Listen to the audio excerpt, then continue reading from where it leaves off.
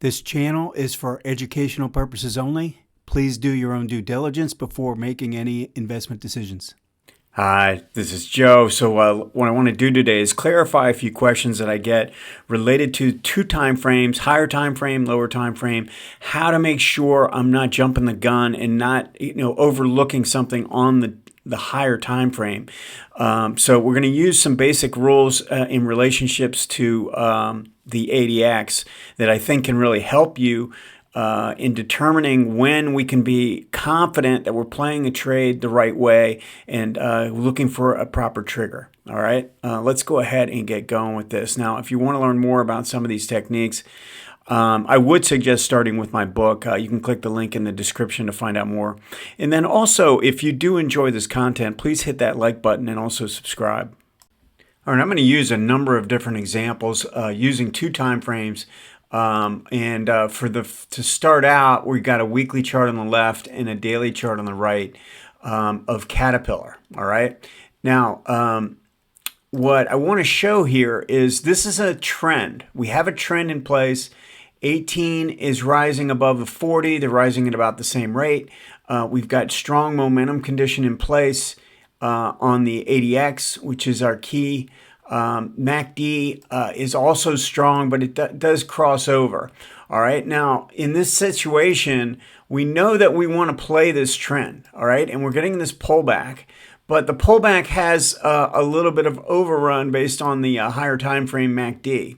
So when that happens, I know I don't want to necessarily play the first signal that shows up on the lower time frame. All right, I want to wait for that to go ahead and play out and then look for a pullback and a test. And then the second setup is when I want to play it. So and when I look at this in terms of the smaller time frame, we make this move to the downside and consolidate, and then we make a run up here. This would be the first signal to the upside. Okay. Now it doesn't close above the 40, but it makes a pretty strong move above the 40.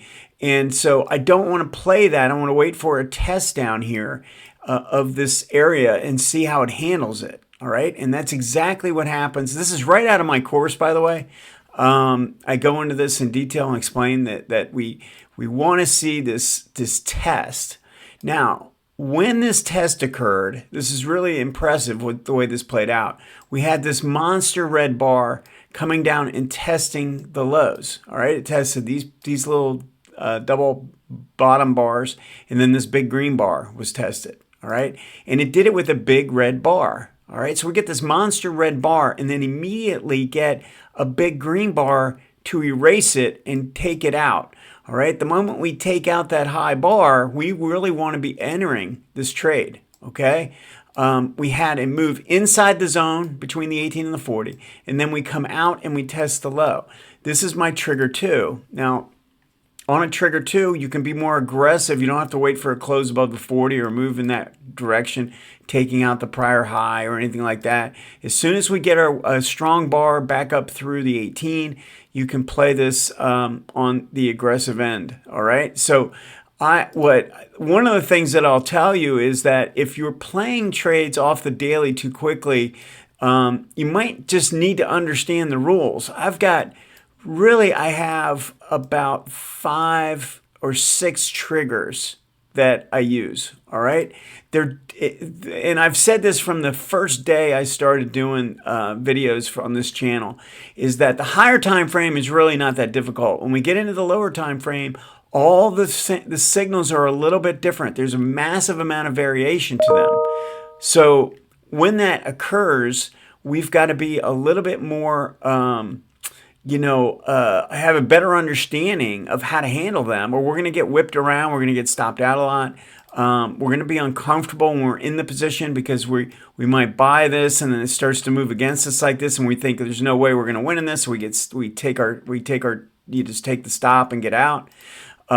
So anything like that is going to be erased if you understand the process that we go through.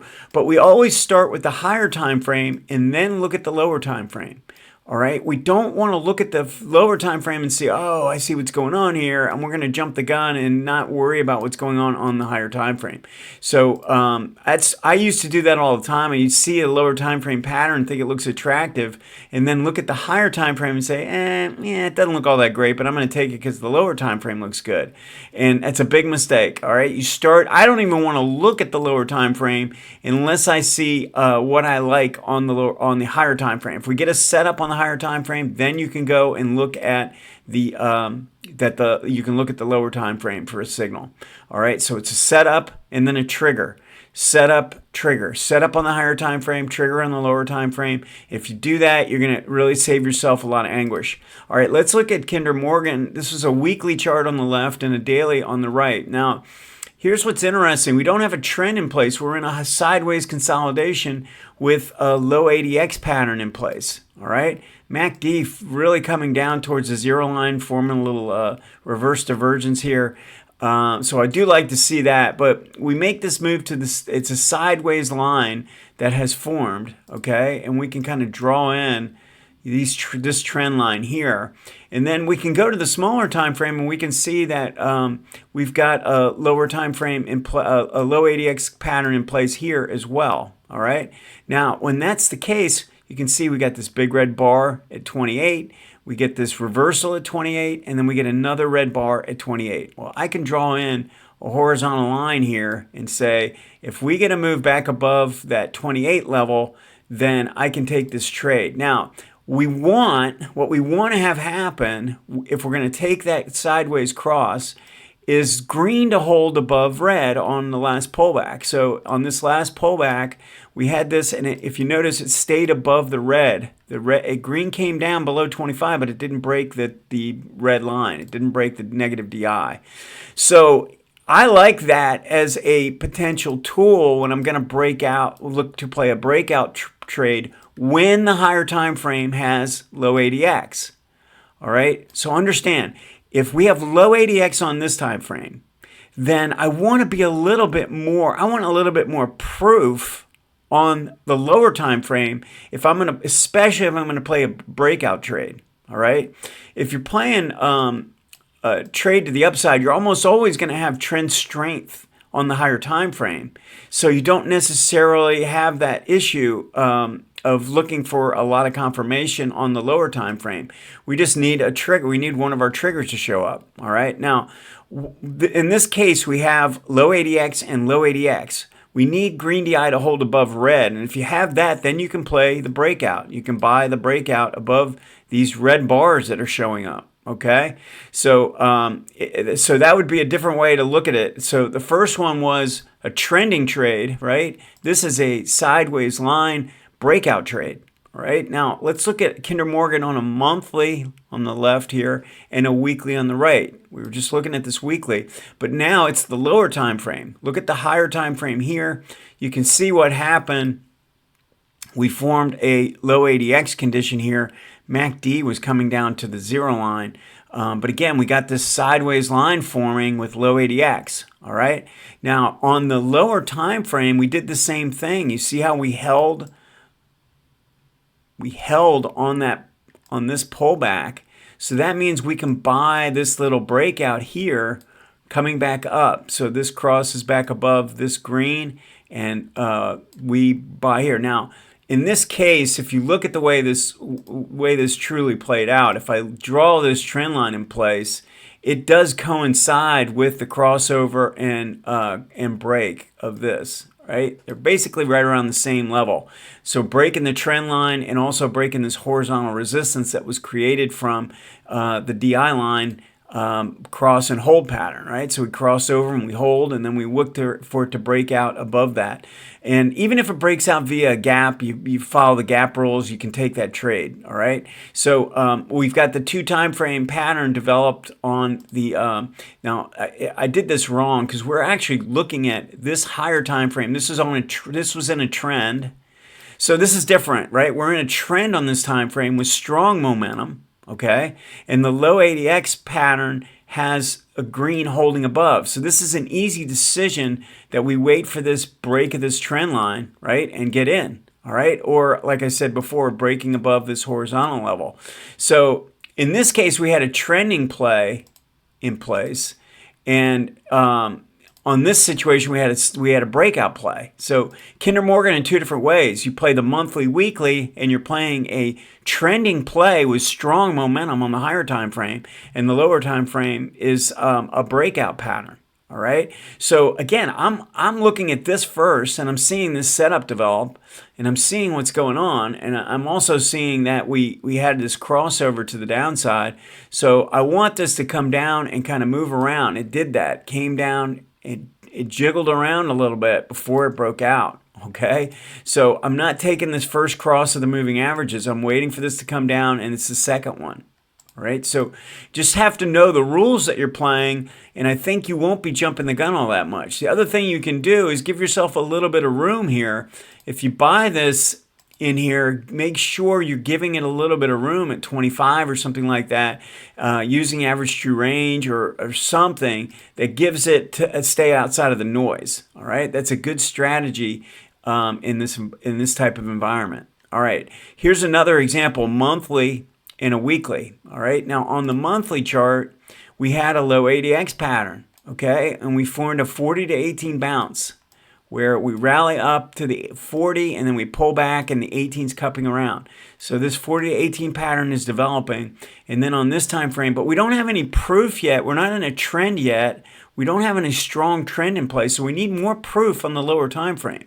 So again, we have this cross where we hold above the red line, and that coincides with this dip here. And so we're going to buy this breaking above this level here. Looks almost like a little cup and handle pattern, but it's a completion of a 1, 2, 3. So we break the downtrend line with this move to the upside, and then we come back and test, and then coming back up through here is the 3. All right, so we want more confirmation because we have a low ADX pattern on the higher time frame. All right, I've kind of repeated that a few times, so hopefully that makes sense to you. So we want more confirmation when we don't have confirmation on this time frame yet. All right, let's look at PM. So here's another example of a low ADX pattern. We don't have any proof yet on this time frame. We do have a nice consolidation in the MACD back towards in early to middle part of 2024. If you notice the way this played out, we had no green did not hold red. So red crosses above here. So we have to wait for a move up, and we wait for the first higher low to determine. So we get this higher low to form, and green holds above the 25 level, and now we have our signal. So we have to get more confirmation. Once again, we have low ADX on the higher time frame because we're in a sideways line waiting for a breakout play. All right, and when that's the case, we have to determine what green DI is doing, and if it's strong enough and holds above, then if it holds above the red, then we can just buy the breakout. If it doesn't, we got to let this come up and form that higher low, that first pullback to the 18. It had a rising ADX, so it didn't have to come all the way down to the 18. But we get this pullback and we play the higher low there, and it leads to a really nice move. All right. Now, most of the big moves are going to happen when we have a nice base that has formed. All right. So anyway, learn these patterns. Make sure you're focused on the higher time frame first. Make sure you give yourself enough room when you're putting your stop in. All right. And then understand how the DI lines work.